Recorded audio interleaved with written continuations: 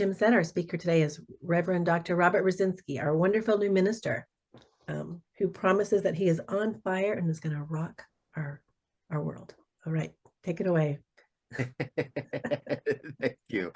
I don't remember promising the rock in the world part, but we'll work on that, I promise.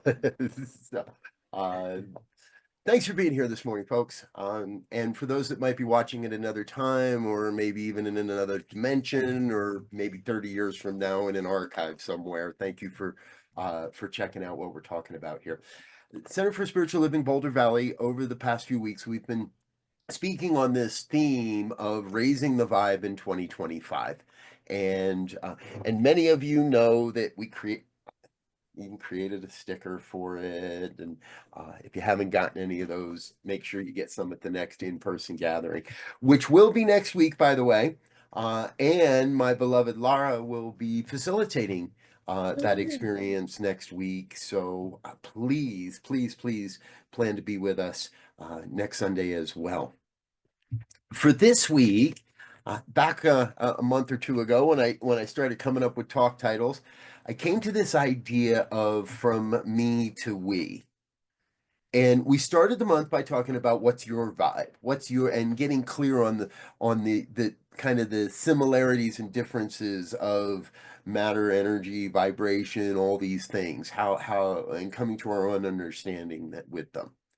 When we were together in person, we looked at how we then take that vibration and move that out into our worlds and make it more of a global experience, or something that's supporting the global evolution of human consciousness versus just our own. And that's where we find ourselves this week as well, in this place of moving from me to we. Over time, throughout time, this philosophy, the science of mind that we study so ardently, has evolved. If we look at the very earliest teachings, they were predominantly focused around physical healings. And at the time in the world, that's what was necessary. Now, with evolution and as medicine evolved, modern medicine became more prevalent to more places, the need for a spiritual intervention towards physical healing, well, it kind of got pushed to the wayside. It's not that it became unnecessary, and it's not that it became ineffective. It's just that, well, doctors and hospitals have bigger budgets and better marketing departments, and people were led to believe that the doctor was the preferred method. Science of Mind teaches that there is healing in both the physician and in the prayer, in the pill and the prayer, that we come to that healing. And so along the way, New Thought and the organizations that encompasses evolve with the need of the people at the time. I think this is something that always attracted me to this philosophy, is we put people before profits. We put people primary. And you've heard me talk about this over the last few weeks, that we know from the experience of physical community in the first 100 years existence of Science of Mind, that people have various ways of coming into the philosophy, various ways of finding this philosophy, various ways of engaging with this philosophy. The stories of the people that sit in the back row for 4 weeks crying for the first 4 weeks they find a New Thought church or center are countless. Just as the stories of people that sit in the front row and gobble it up and see how quickly they can make it from one class to the next, to the next, to the next, and consume as much of this as they possibly can, those stories are countless as well. What I want us to remember is every story is not only unique, but it is vital. It is vital to the creation of a collective consciousness. In something we're going to talk about here a little bit later, I found a quote that really struck me in this part. It says, "It's often been said of spiritual work, if you were meant to do it alone, you'd be the only one here. Well, I don't think I'm the only one here. Pretty sure you're all real people and you're really there. So logically, we aren't meant to do this alone. Whatever this is, we're not meant to create spiritual community alone.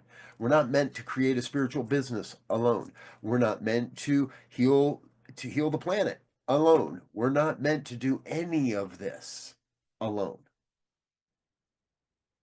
And as you've heard me say, we have to get our own house in order. We have to do our own healing in order to be able to move into what we're going to talk about today, the fifth kingdom of consciousness.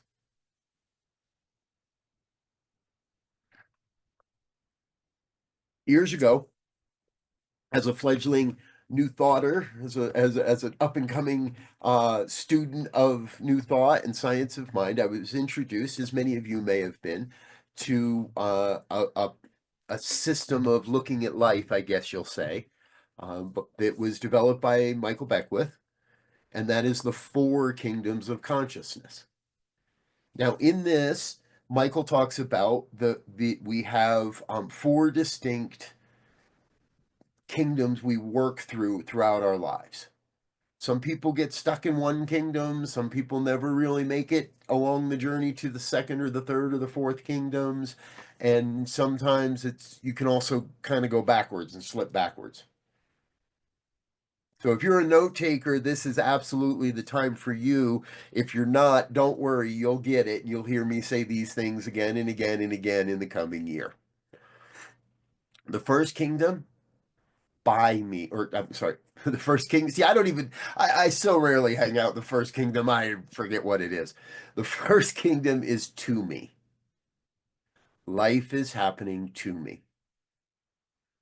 This is the world of the victim. This is the world of Facebook right now. Vast majority of people active on social media right now are very much in the kingdom of this is happening to me. And oh, poor me, because this is being done unto me. It doesn't take long in new thought to recognize or to be taught or someone to share with us or for us to accept the truth that I have some responsibility in my life. And so at that point, we start to move away from that victim consciousness and we start to move into the consciousness of by me. Life is happening based on the power of my word, using the power of my prayers and and these principles to create the life I desire. Again, in New Thought circles, this is often the land of what we refer to as princes and palaces and parking spaces. I can manifest the perfect relationship. I can get myself a good parking spot at the mall or downtown when I need it. I can attract and do what I need to get a great house, a big palace. We are in that place where the demonstrations in our lives are solely because of us. I did that is another way to do it. Think about it. So we start, and everybody starts in Kingdom 1. We move to Kingdom 2. We recognize that life is happening by our hands, by my word. And then we move into the place where things start to get really jazzy. Life is happening through me. Third kingdom, life is happening through me. Now, this still sets up a subtle sense of separation that there's something happening through me. That I'm the conduit, I'm the hands, I'm the wrench, but I'm not the source.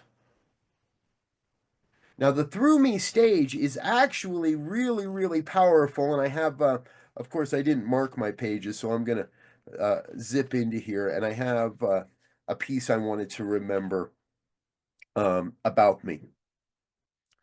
Through me says, I am the vessel for spirit. This is the realm where we learn to lean into a power greater than we are.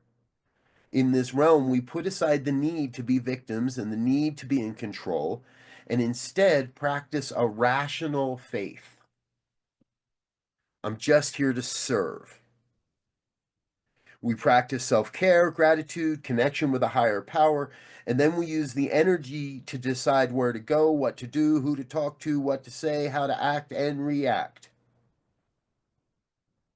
Everybody's with me? It is from this space of God moves through me that we can make clear-headed decisions, take on new responsibilities, and connect with others in mutually rewarding ways. Oftentimes, would be the center of gravity, the center of consciousness for most New Thought communities. Life is happening through me. And no one stage is wrong. All of these kingdoms are valid. And I can live in multiple kingdoms throughout a day. Earlier, yesterday afternoon, there was something that happened, and I don't want to talk about it, but there's something that happened, and I was just in a grumpy mood, and I'm like, damn it, why is this shit always happening? Why is this always happening to me or in my life? It felt like a repeated pattern. And I slipped right back down into that first kingdom. Just like that. Now, luckily, I have good people around me and lots of a great environment to remind me and a consciousness that knows, well, that's not the truth. So what is? And I can move myself back through these kingdoms and get back to the place of knowing the absolute truth. And this so in this third kingdom, when we're having these types of experiences and we find ourselves in this through me, at some point most people do wake up to, and I think this is part of the natural evolution of New Thought, is we wake up to the fourth kingdom of as me. I am one with God and all beings. This is the immersion people often describe as the peak of an intentional drug trip, during deep periods of meditation, or even during intense sexual connections. It is a complete loss of the individual physical identity and joining into pure energy. It can be incredibly rewarding, but not sustaining. It is said on this level, eventually you'll need to come back to Earth and use a bathroom. I'm reading today from the book Freedom from Discord, which is by a dear friend and colleague, Reverend Dr. David Alexander. The Promise of a New Thought, Liberation Theology. You will hear me use this quite extensively, actually. It's a relatively new book, and I encourage everyone to grab a copy of it because there's good stuff in here. Now, in our ASME section, and of course I close the book, so I lose my page. Let me come back and find that again. But the ASME part is something where we're there and then we're not. As David said, as Dr. David says, it's not really sustainable. Or is it? Could I be in that place where I know that ecstatic truth of being alive while I'm doing the dishes or using the bathroom or mowing the lawn or shoveling the walk? I guess mowing the lawn is not really a great analogy at this time of season, huh? The gateway out of ASME, and this is where Reverend Dr. Michael Bernard Beckwith ended his theory, his piece of it. This is as far as he got. And for years, New Thought communities, myself included, have been teaching these four kingdoms of consciousness. Well, Dr. David postulates that there's another kingdom. And it's not that Michael missed out on something. It's not that he forgot something or didn't see something. It's that this next kingdom of consciousness had not come into play for humanity until we reached enough people and enough of a consciousness over the world, over the planet, that it experienced fourth kingdom consciousness. Again, you still all with me? We had to reach that proverbial tipping point of enough people experiencing fourth tier for anyone to discover or have the revelation of what is fifth tier. And the fifth tier is where we move into as we. So again, I'm going to read from Dr. David here. This fifth realm of consciousness seeks to apply the principles and practices gained in the struggle to break out of victim thinking, first tier, and to live in a deeper mystical awareness, if even briefly, fourth tier, fourth kingdom, to the whole of society. I'll read it again without my additions. The fifth realm of consciousness seeks to apply the principles and practices gained in the struggle to break out of victim thinking and live in a deeper mystical awareness to the whole of society as an affirmation of our awareness of oneness. Your life is an affirmation of oneness. And therefore, your life has to be visible, is an inspiration for those in the other kingdoms. Anybody in the room ever have the experience of somebody walking up to them and saying, I don't know what you got, but I want some of it? Okay, maybe that happened back in the 70s and we don't need to tell those stories. But in the world of consciousness, that's how it happens in so many ways. I don't know what it is you believe, but I like it. I don't know what it is you're talking about, but I like it. That is someone that is trapped in a lower kingdom of consciousness or is completely unaware of where they are in the kingdoms, are completely lost in this higher realm of consciousness, this higher field, if you will, of consciousness. But they recognize that you have something. You have an awareness that they desire, that they know intuitively will help them on their journey. Gone is any sense of, I got my, now in the fifth kingdom, here it is. Gone is any sense of, I got my enlightenment, you go get yours.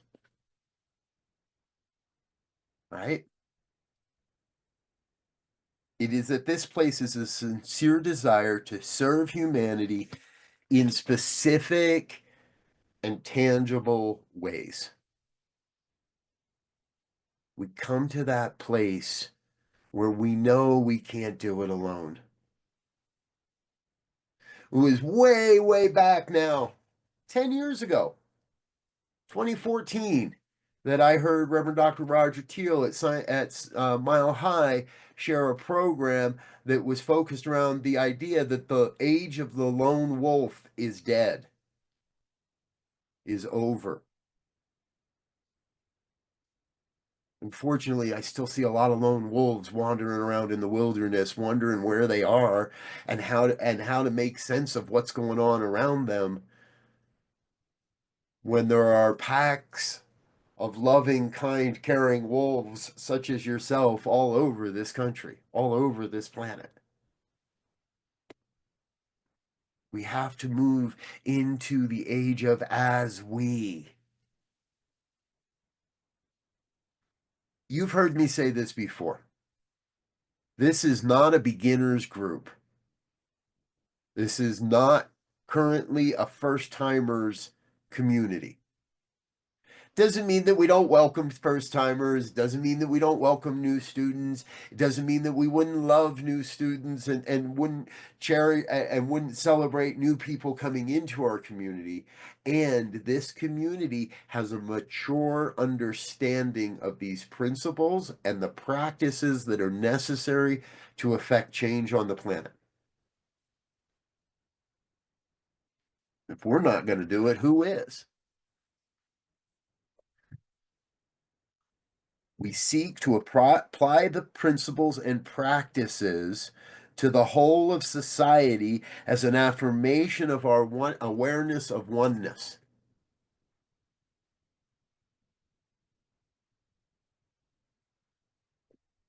Personally, I feel challenged by that when I'm driving in a car. You can ask my wife. Personally, I feel challenged by that when I'm dealing with corporate bureaucracy on the telephone.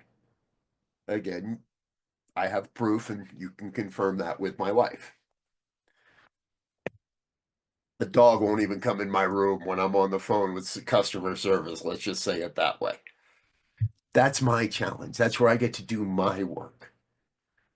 That's where I need to remember that I'm seeking to apply the principles and the practices of New Thought to the whole of society, to the whole of my experience. It is a place of sincere desire to serve humanity in specific and tangible ways.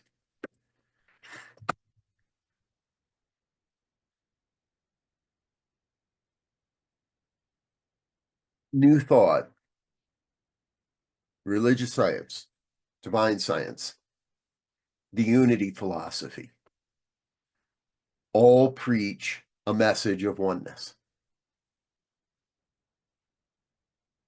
And from my perspective, from my view, from the places I get to play and the conversations I get to be in, we, the collective we, is moving towards a greater expression, a greater demonstration of our oneness. And if you would like to see that in action, I can point to a lot of places where that's happening. In the affiliated New Thought Network, in the International New Thought Alliance, and yes, even within Centers for Spiritual Living.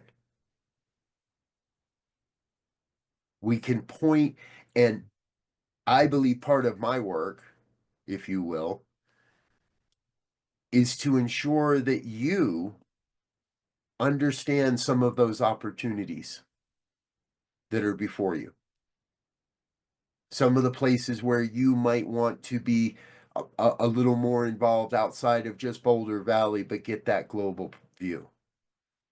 To start to begin to connect this community outside of itself.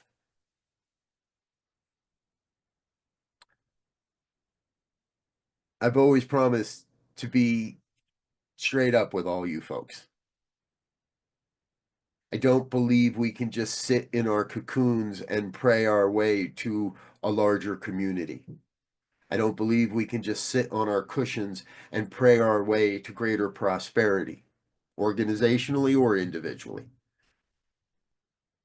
I think that's the long road, truthfully. The shortcut is to get involved. And everyone here is more than capable of getting involved. The thing is, we want to make sure we're really clear about where we're trying to get to and our values for the journey along the journey. And that is part of what we're doing here. If you haven't heard about the community inquiries, Thursday nights, every other Thursday night, first and third Thursday nights of the month, 7 p.m. Mountain Time, we are coming together as a community, and people out in the world are welcome to join us. If you're catching this broadcast on YouTube or somewhere else and you're like, what's he talking about? Just show up on a Thursday night. Head over to our website, cslbouldervalley.org. Everybody that's local, you can just, like, this is your 20, 30-second mind break. You can, grab a sip of coffee or something, and I'm going to speak to everybody out in the world. We'll be back in a second. So join us at cslbouldervalley.org. You can find the links, you can find all you need to know, but you don't need to know much other than to show up. Bring your consciousness to this process of discovering, of rediscovering, of discerning exactly who CSL Boulder Valley is here to be. There is a divine vision for this community. You've been nurturing it, you've been loving it, you've been living it for 25 years. Now we're going to let the world know. Now we're going to get involved in ways that we don't have to say, hey, look at how great we are. People are going to come to us saying, what do you people have? How did you all get so happy? Why is it that everything you guys do is so much fun? We're stepping into this as we. And here's the thing, I'm not going to do it for you or alone. I'm not capable. For far too long, far too many communities and churches have believed that hiring a new minister will change everything and solve all the problems and make everything rosy and bring in new puppy dogs and kitty cats and unicorns. Sorry, folks, it don't work like that. But the good news is I've been watching you all long enough. I've been hanging out here now for a few months pretty consistently, and I can see you've got the skills, you've got the people, you've got the resources. And what we're doing on Thursday nights is we're catching the vision of what wants to be. So we're not throwing spaghetti on the wall. We're throwing hearts out into the community. We're throwing hearts into our families. We're throwing hearts into the organizations that we serve. And dare I say, we're throwing hearts on social media. I do have to confess, some of the hearts I've been throwing lately are wrapped in barbed wire or ringed with razor blades. It's some pretty sharp hearts I've been throwing around lately. Some pretty, maybe even hurtful hearts. You know, you can say some pretty nasty things and still come from a loving space. I can love you right out of my world. That's not what we're here for. That's that place that reminds me I can do better. That's that place that reminds me I'm not doing this alone, and I need those that'll support me, that'll serve me, that'll even call me on my own stuff. Thank you again to my beloved.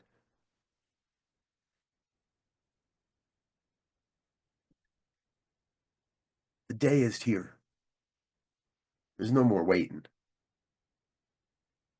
I think we all understand that if we continue to sit around and wait for something to change, we're not going to like the change we get. We have to be involved. We have done the work. You are worthy and capable. And collectively, you are a force. We are a force for love in Lafayette, in Boulder Valley, in Colorado, in North America. And the vibration we create here, I guarantee you, ripples out across the planet. The love we create here, the love that we demonstrate here, will change the world. If you're in a safe enough space to close your eyes, I invite you to please do so. And join me in a higher consciousness. As I close my eyes, I move into that higher state of consciousness, that higher being, letting go of any concerns about the how and the where and the why, letting go of everything it may have taken to be in this place. I come to this place and I am reminded of our oneness. I am reminded that there is only God, there is only the divine, there is only one power, presence, and intelligence that is alive and active in this universe, and it is my life, it is your life, it is all life. That one source of love and light and beauty, of trust and health and wealth and well-being, of understanding, the source of everything, is revealing itself as you right now, as my life, as the lives of each one on this broadcast, everyone that may see this at another time. We each bring to this thing called life a unique set of gifts and skills and talents, and as we bring those together, the collective is greater than the individual. The whole is greater than that unique little spark. So bring who you are. Bring who you are to this glorious community. For we are doing the work in consciousness that we may be directed how to take action, inspired action into the world. For there is nothing more transformative than a loving hand. I invite you to feel into that for a moment. A sense of a loving hand reaching out, perhaps with food for the hungry, perhaps with a coat for the cold, a home for the unhoused, a loving hand reaching out. We are that hand. We are that heart. I envision a community of love and compassion, acting from a consciousness of as we move into the world, as we say yes to the divine calling, as we become the divine. I can see it. Envision it with me. A world that works for all by our hands, by our hearts, with our consciousness. That is good. And I am so very, very grateful. Grateful to be in this place, grateful for the opportunity, grateful to know this is an amazing affirmation loosed into the mind of the one, loosed into that creative, universal oneness, loose this word into the law, the universal law of creation that cannot return this word void, that must fulfill this word, that must make it into form. We cast this word into that law and witness the miracle. And I invite you to join me in an affirmation of this truth as we say together, and so it is.